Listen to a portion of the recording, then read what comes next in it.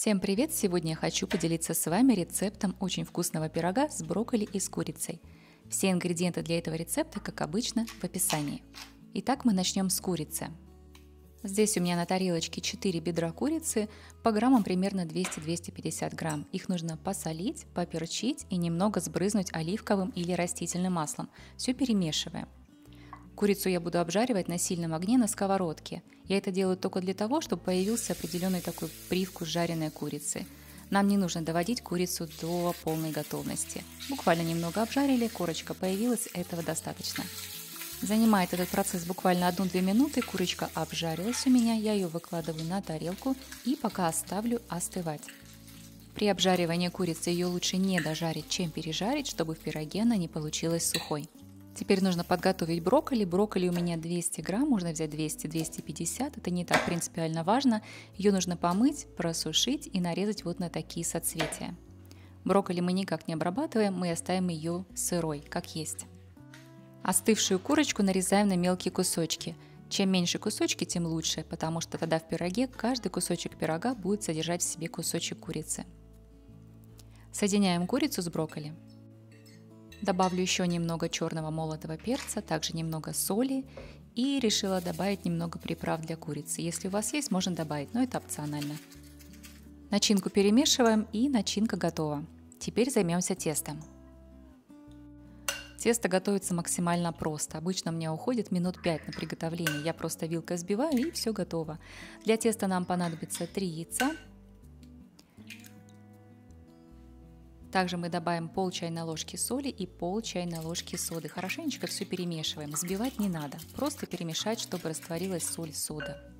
Сюда же добавляем сметану. Сметана уходит 250 грамм, или если вы измеряете в ложках, то 5 вот таких больших с горкой ложек сметаны.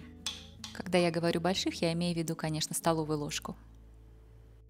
Также нам понадобится такое же количество майонеза, тоже 250 грамм, или если вы тоже измеряете в ложках, то это 5 больших с хорошей горкой ложек.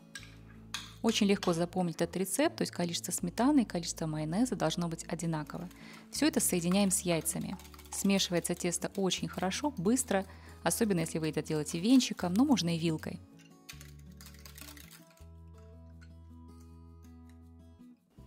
Тесто практически готово, осталось добавить муку, здесь у меня 170 грамм. Все хорошенечко перемешиваем, буквально до такой степени, чтобы не было комочков.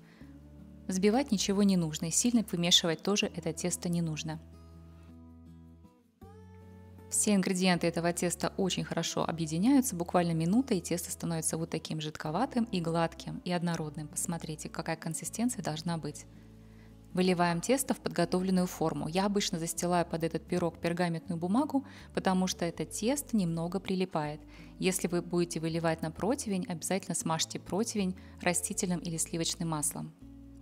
Выкладываем начинку на нижний слой теста. Стараемся делать это равномерно и аккуратно. Если нужно, можно придавить немного ложкой или вилкой. Вторую часть теста аккуратненько выкладываем поверх нашей начинки.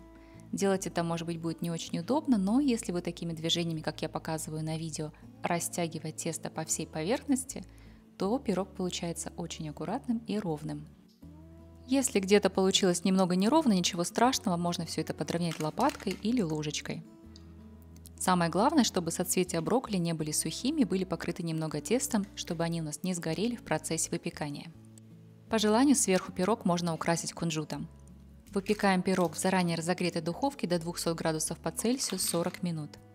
После выпекания пирогу дайте немножко постоять минут 10-15 для того, чтобы он немного остыл, тогда его легче будет вынимать из формы, и тогда пергамент легче отделяется также от пирога.